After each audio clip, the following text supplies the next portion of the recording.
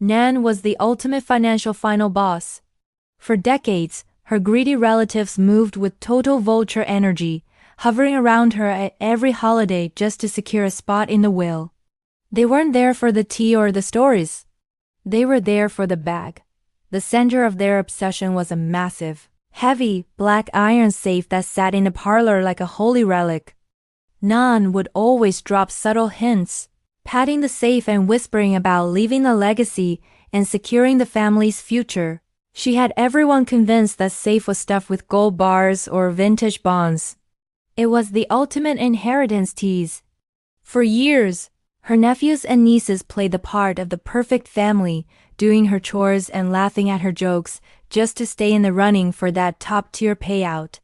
They were basically acting like the main characters of a heist movie that hadn't started yet. Nan watched it all with a look that was completely unbothered and snatched, moving with a quiet confidence that only someone holding all the cards can have.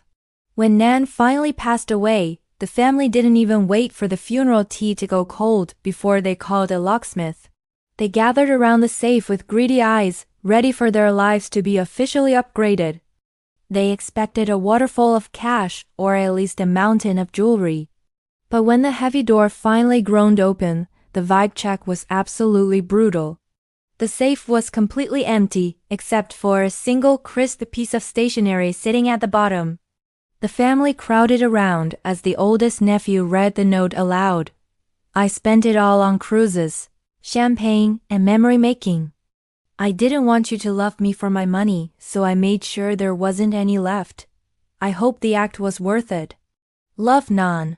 The room went into a total system glitch. All those years of fake nice behavior were instantly deleted. Nan had spent her final decades living her absolute best life, using her wealth to fund a legendary retirement while her relatives were busy counting coins that didn't exist. She didn't just spend the money. She bought a front row seat to their karma.